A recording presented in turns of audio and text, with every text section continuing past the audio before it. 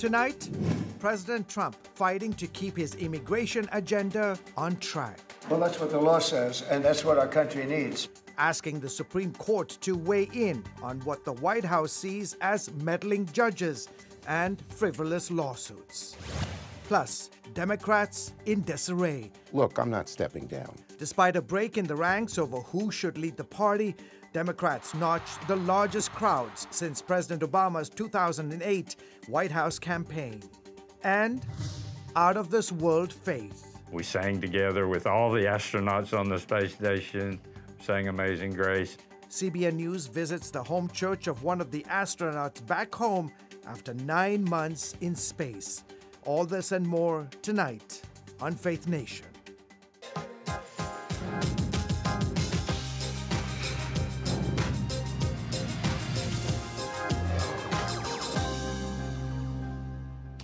President Trump and the courts go head-to-head. Good evening, everyone, and welcome to Faith Nation. From CBN's headquarters in Virginia Beach, Virginia, I'm George Thomas.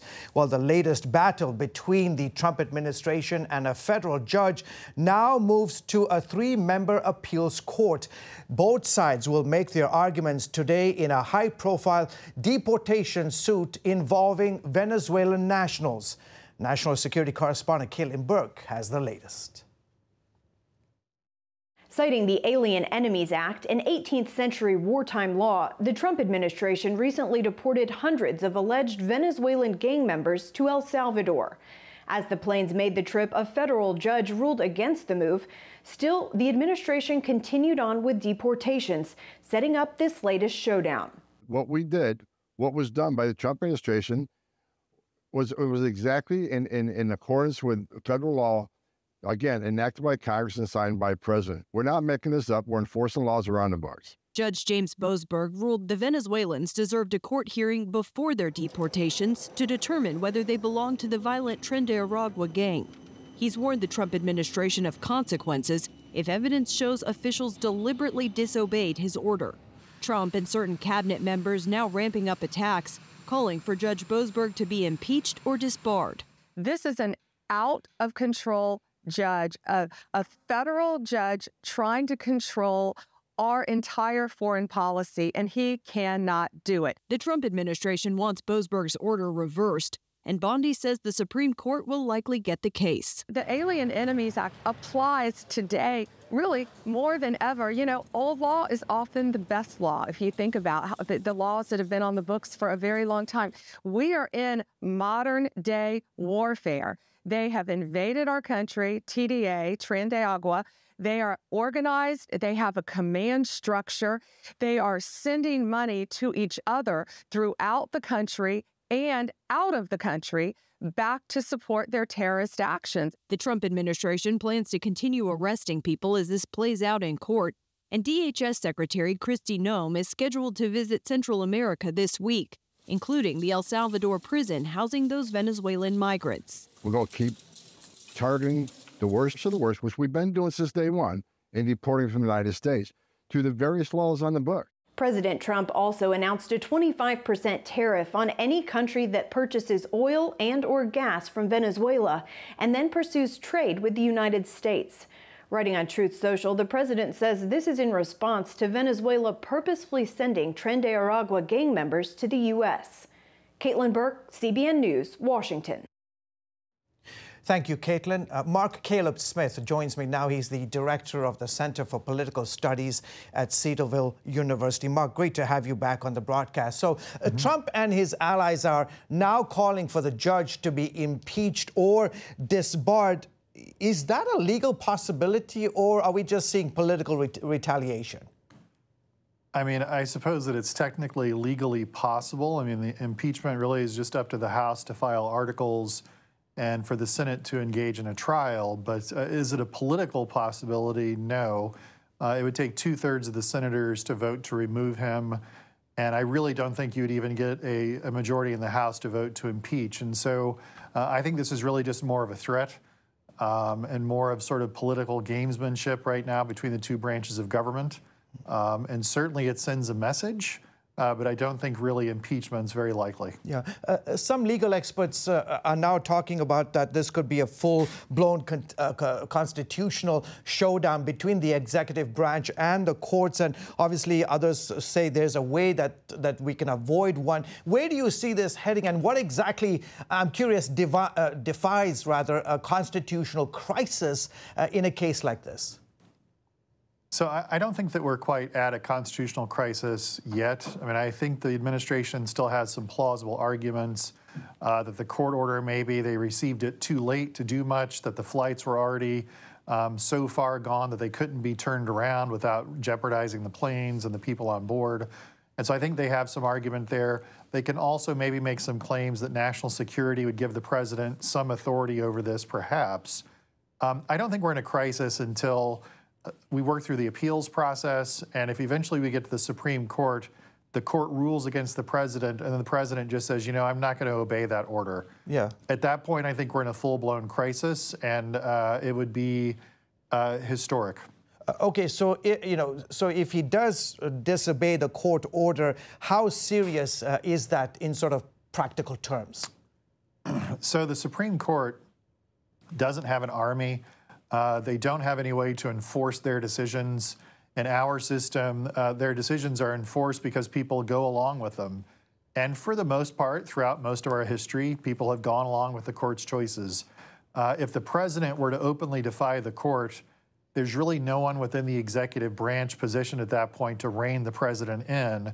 If the judicial branch is unable to, and if Congress isn't willing to impeach and remove the president, at that point, you sort of have a president that's completely unbound from our constitutional structure. We've never quite had that before, I would argue. And how far that would go and what that might look like, we would have to see. Yeah, okay, so last 30 seconds. If this reaches the Supreme Court, what are the sort of legal questions that could define how far the president's authority really goes in a situation like this? Yeah, I think the key question here would probably be the degree to which we are or are not under an invasion. The Trump administration claims that we are, therefore the president should have this sort of latitude to act without any sort of hearings, and there will be some pushback against that since this law has really only been invoked when we've been in a congressionally authorized war. Yeah, okay, terrific. Mark, thank you so much for coming on the broadcast. Mark Caleb-Smith with Cedarville University. As always, great to have you on and your insights as well. Thank you. You're most welcome. The Supreme Court, by the way, heard arguments today over a Louisiana voting rights case that could have national implications on how states use race to determine congressional maps.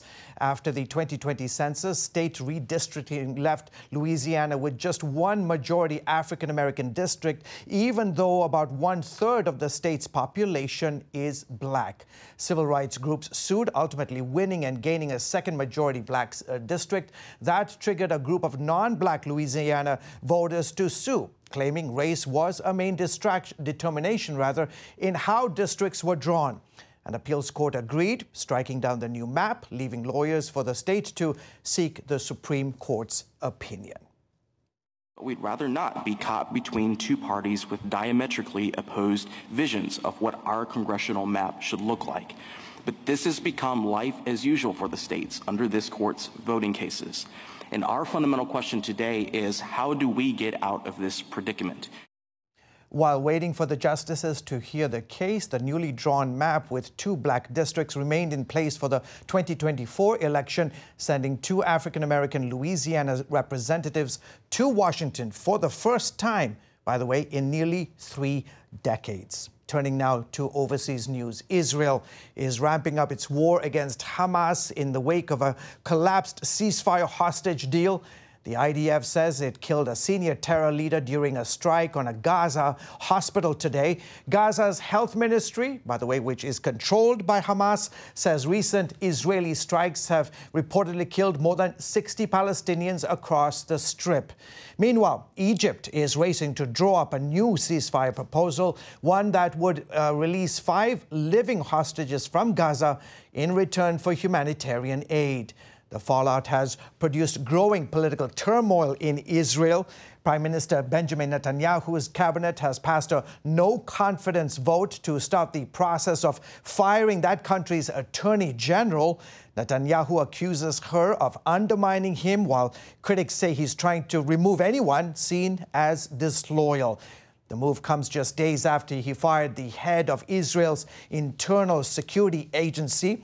Thousands took to the streets Sunday protesting that decision and Netanyahu's handling of the hostage crisis. Now to the ongoing conflict in Ukraine. American and Russian negotiators met in Saudi Arabia to talk about a possible ceasefire in the Black Sea region. It's part of a larger effort to end the war, now in its third year. The meeting came just one day after American officials held separate talks with the Ukrainians.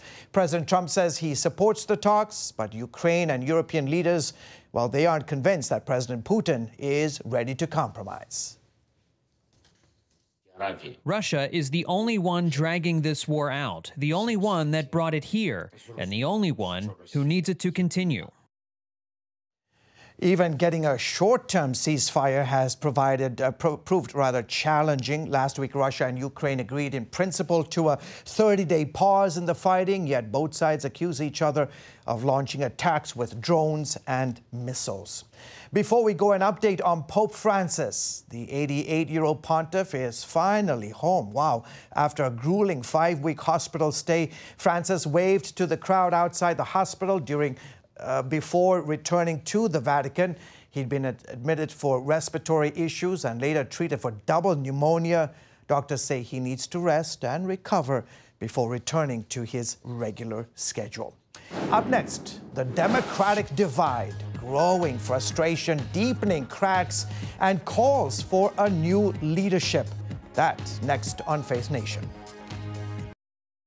Welcome back. Turmoil within the Democratic Party is bubbling over following Senate Minority Leader Chuck Schumer's recent decision to back a Republican-led spending bill.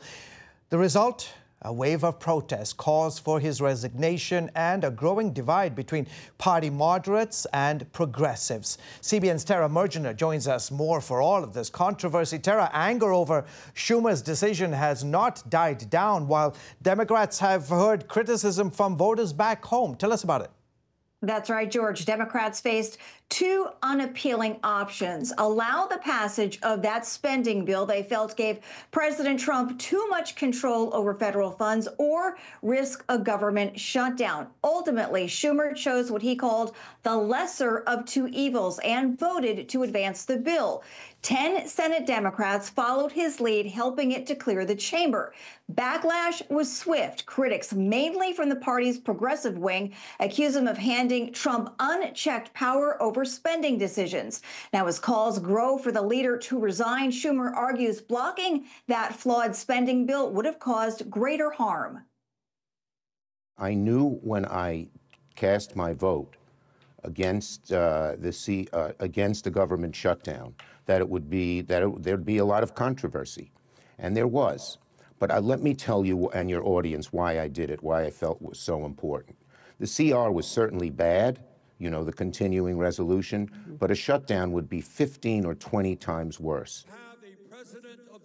Now, that rift between moderates and progressives is gaining more national attention. Rallies led by Senator Bernie Sanders and Representative Alexandria Ocasio-Cortez are energizing the party's left wing, reportedly drawing tens of thousands, including more than 34,000 Friday in Denver. A new poll, meanwhile, shows AOC gaining political momentum as the Democrat who best reflects the party's core values. Now, there's speculation she or another progressive could challenge Schumer for his Senate seat in 2028. And George, political observers are calling this a defining moment now for the Democratic Party. Yeah, wow, fantastic. Thanks for the update. To talk more about the defining moment for the Democratic Party, joining me now is Justin Giboney, founder and president of the Ad and Campaign and a political strategist. So, Justin, great to have you on the show. So, I'm curious, the way Axios reported it this morning sounds pretty grim. In fact, they wrote the party is in its deepest hole in 50 years, and it could get worse. What's the sense you're hearing among strategists? Yeah, I don't think there's any denying that the Democratic Party is in a tough position. I mean, you have some of the lowest favorability ratings that they've had historically. You had Trump gaining in almost every demographic. So this is a tough situation. And they're left right now without a clear message and without a clear messenger. Even as you talk about AOC, she was still only at about 10% of people thinking she was the next standard bearer. So I think they still are looking for somebody to hold up that banner. Okay, so months after the election, obviously there's a lot of blame game going around. But how do we get here? Do Democrats blame blame President Biden, or do they blame President Trump? Social media, podcasts? Who's to blame here? I think it depends on who you talk to. So people in the establishment are probably going to blame folks that are further on the left, and folks further on the left are going to blame the other way around. But as I see it, I think it had a lot to do with a sort of hubris in the Democratic Party, where they really started talking down to people, weren't really listening, and were bringing a lot of issues into the public square without running them through the public discourse. So when you think of trans issues, things like that, these are things that just came down from academia and were kind of pushed on people rather than having a conversation to see where people really were, and it came back to haunt them. Yeah. What message do you think, Justin, has the opportunity to unite Democrats and shape the party going forward? Yeah, I think the vulnerability for the Republicans right now really is Elon Musk. And you see with the major crowds that Senator Bernie Sanders is pulling, that message of just kind of letting a billionaire run wild and go through all of these executive offices the way that he is, does make them vulnerable because I think that Democrats are in the unenviable situation of really having to wait for the Republicans to overreach to be able to gain ground and find their message. You've been known for sticking to biblical principles, and you've stood up for those against the left and the right. In the closing last few seconds, what's your sense of Christians in the Democratic Party right now? Do they have a place and a voice? I think they could have a place and a voice, but they're going to have to assert themselves much more than we have in the past. They're going to have to do two things, which is push back against some of the things that are coming from the right, while at the same time correcting many of the problems that we see coming from the left. If they don't do those two things, they may get left behind. Yeah. Okay, Justin, great to have you on the broadcast. Appreciate your insights. Justin Givney with the AND campaign. Thank you, sir. Coming up, faith beyond the stars. One astronaut's spiritual journey to space and back right after this.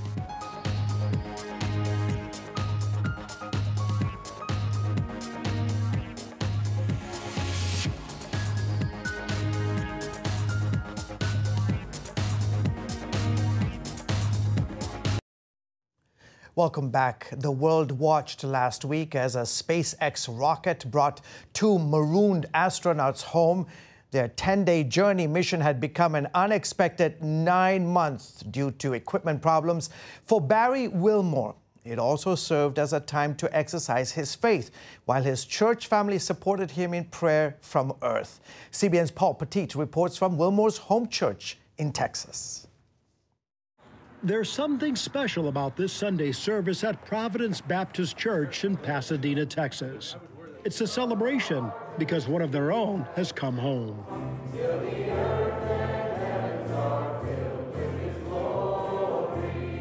This is no ordinary homecoming, though. After 9 months stranded in space, astronaut Barry Butch Wilmore is again with his wife and 2 daughters. It's great to know that he's here, that he's safely here. Barry, as he's known here, has been resting after last week's 17-hour trek back to Earth, along with fellow astronaut Sonny Williams. Wilmore leaned heavily on his faith during those 286 days aboard the International Space Station. My feeling on all of this goes back to my faith. It's bound in my Lord and Savior Jesus Christ. He is working out his plan and his purposes for his glory throughout all of humanity. It wasn't just a faith that he drummed up for 9 months. That's the way Barry's lived. What also helped Wilmore stay optimistic in the months following the aborted return home were the prayers and messages of his Providence Church family. He watched every Sunday. So having that, being able to hear the Word of God, having the Word of God to read, to pray, like that, the Lord's the one that sustained him through it all. Wilmore, a longtime elder here, often called church members from space to check on them. He also led devotionals while in orbit, even leading the congregation in song. We sang together with all the astronauts on the space station, sang Amazing Grace, and Barry shared the devotion with the whole congregation. That congregation watched intently as Wilmore splashed down last Tuesday. Barry, he came out, and then you saw Barry, he attempted to stand up, and was just glad to, and what he told me, he's like, I was standing up because we are made for the earth. Wilmore is undergoing 45 days of rehab to adjust to Earth's gravity. Not an easy task for a man who likes to stay busy. It's going to take a while. He hadn't driven yet. I asked him if he had mowed his yard yet. He laughed. He said, not yet. Although Wilmore is enjoying some home-cooked food again. We might just have a little get-together with a few close friends, but no big party or anything. I'm making him his favorite dessert, which is pecan pie. The pastors say Wilmore is also eager to share stories of God's sovereignty that are out of this world. I understand that he's at work in all things. Some things are for the good. Go to Hebrews chapter 11. Some things look to us to be not so good, but it's all working out for his good, for those that will believe. In Texas, Paul Petit, CBN News. That's fantastic. Great to have you guys back home. Still ahead, how a little bit of creativity online is making a big difference for some shelter dogs. You're watching CBN's Faith Nation. We'll be back right after this. Finally, tonight, a little bit of creativity on social media leads to more forever homes for some of our furry friends. When COVID-19 shut down Nashville's animal shelter, volunteer photographer Adrienne Butnick started making fun videos of the dogs to keep adoptions up. And not only that, she gave them each a fun name related to their breed. One, a honky-tonk chonky chonk, and another, a teacup werewolf. The result, her TikTok jumped from 25,000 to 125,000 followers, boosting adoptions and donations. And now other shelters are doing the very same, taking Adrienne's creativity strategy to find forever homes for their cute pups as well. That is awesome. Folks, that is going to do it for this edition of Faith Nation. From all of us here from the headquarters of the Christian Broadcasting Network in Virginia Beach, Virginia, wish you an awesome rest of the day, and we will see you right here back tomorrow.